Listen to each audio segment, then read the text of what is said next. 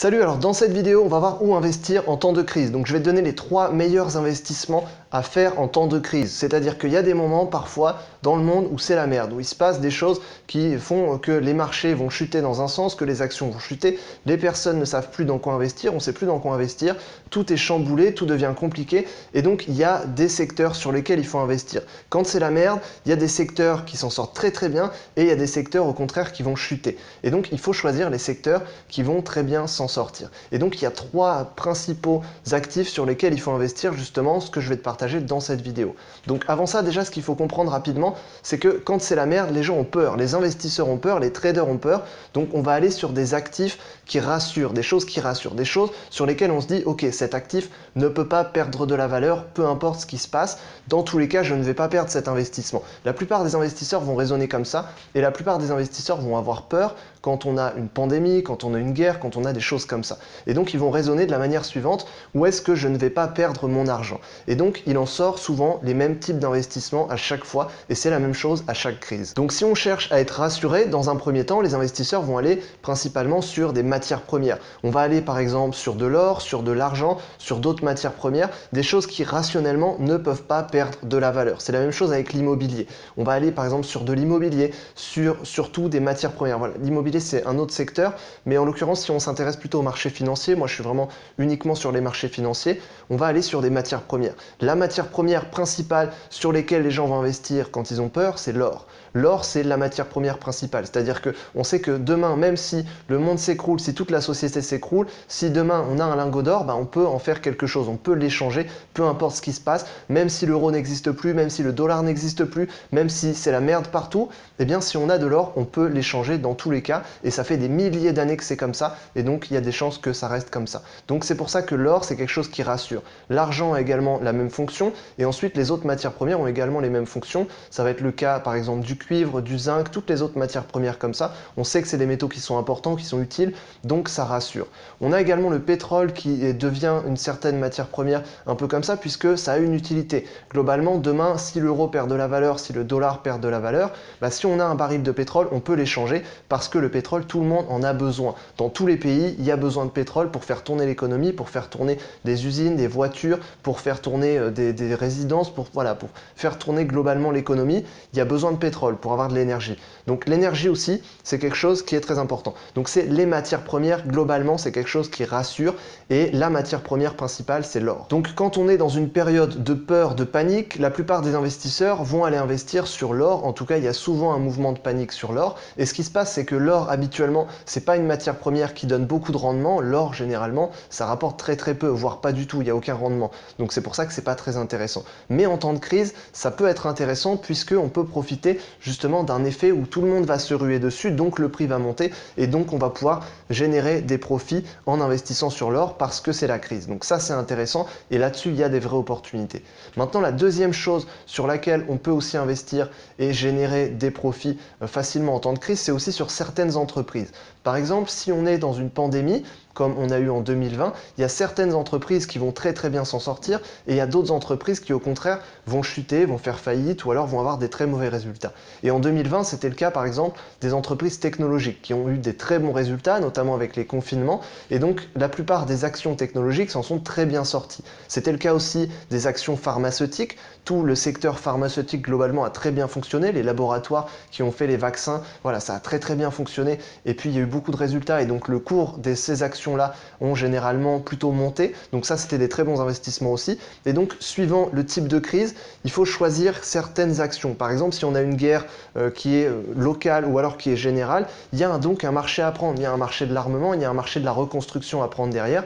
Donc, il y a certaines entreprises qui vont pouvoir en profiter, sur lesquelles on va pouvoir investir pour générer des profits. Donc, ça va être par exemple, notamment dans le cas d'une guerre, ça va être des entreprises de reconstruction. Après une guerre, il faut reconstruire. Donc, il y a du marché à prendre. Donc, il y a des entreprises qui vont pouvoir le prendre et générer des profits. Il y a des entreprises d'armement qui vont généralement très bien s'en sortir, des entreprises par exemple, au contraire, qui sont très étendues à l'international, au contraire, justement, ça va plutôt les affaiblir. Donc, au contraire, il faut plutôt ne pas investir là-dedans, voire plutôt investir à la baisse. Donc, le deuxième moyen aussi de générer des profits, même en temps de crise, c'est d'investir sur certains types de secteurs. Donc là, ça va dépendre pour le coup de la crise, voilà, par rapport aux matières premières, ou alors, j'ai envie de dire que peu importe la crise, généralement, les matières premières et l'or, ça va être une valeur refuge. Voilà, sur certaines entreprises, par contre, ça va dépendre vraiment du type de crise qu'on a, si ça va être une pandémie, si ça va être une guerre, si ça va être une crise économique. Il y a toujours des entreprises qui vont très très bien s'en sortir et d'autres qui au contraire ne vont pas s'en sortir et vont faire faillite.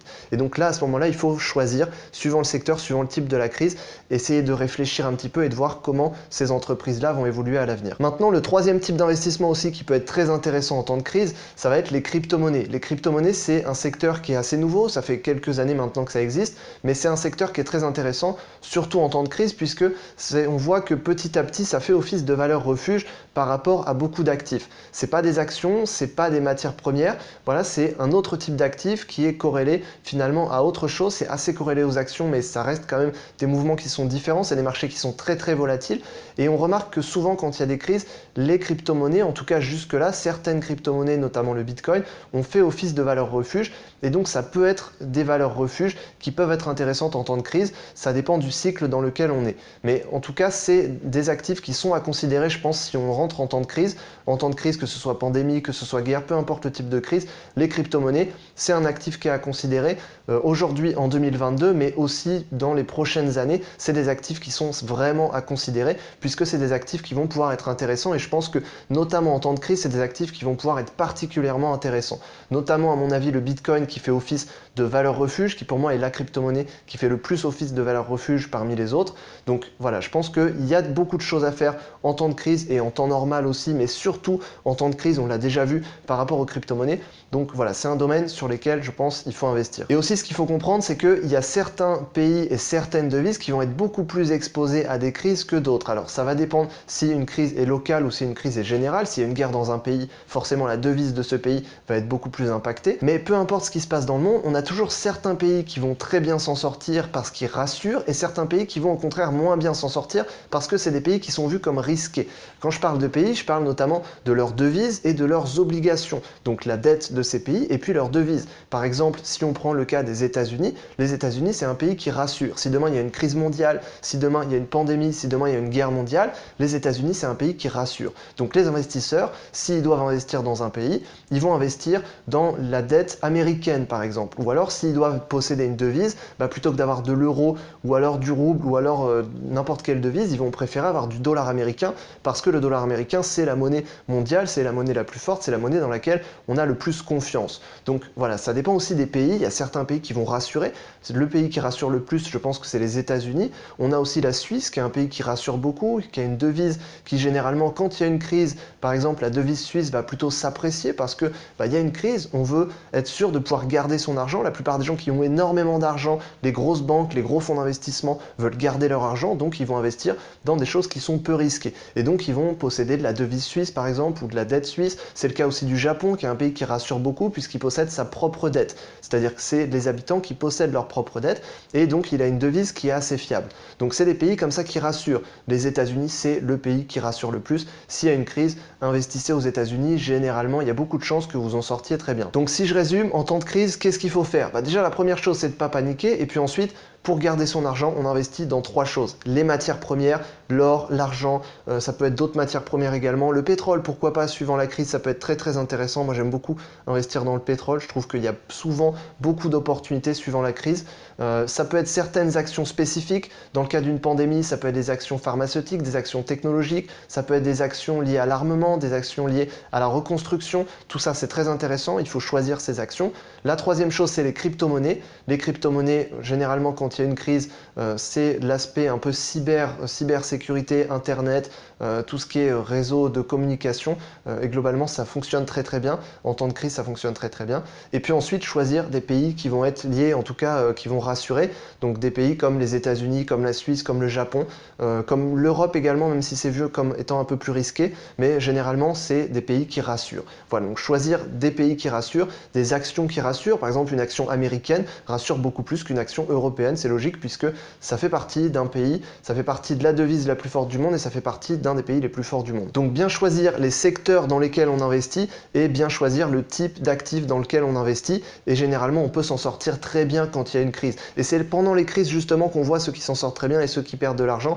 Il y a plein de gens qui font faillite pendant les crises, mais il y a aussi énormément de gens qui s'enrichissent énormément pendant les crises, justement en choisissant les bons types d'investissement. C'est pour ça que je fais cette vidéo. Il y a 3 types d'investissement, on l'a vu dans cette vidéo. Si tu veux en savoir plus sur les stratégies d'investissement, sur comment investir, comment gagner de l'argent, que ce soit en temps de crise, que ce soit en temps normal aussi, il y a des stratégies qui demandent très peu de temps et qui permettent d'avoir des rendements qui sont vraiment beaucoup plus intéressants que ce que les banques peuvent proposer, que ce que d'autres personnes peuvent proposer, les fonds d'investissement. Tu sais que la plupart des grosses banques et la plupart des gros fonds d'investissement font du trading actif, investissent leur argent dans le trading actif, et donc ils génèrent beaucoup plus que la moyenne du marché et que ce qu'ils proposent à leurs clients. Donc aujourd'hui, il faut en profiter, donc il faut investir maintenant. Donc si tu veux en savoir plus, j'ai créé une conférence complète, le lien est dans la description, et je t'explique la méthode complète que j'utilise pour générer de l'argent régulièrement avec les marchés financiers et en vivre. Donc je t'explique tout ça, le lien est juste en dessous. Donc j'espère que je t'ai aidé dans cette vidéo et je te dis à la prochaine dans une autre vidéo. Salut!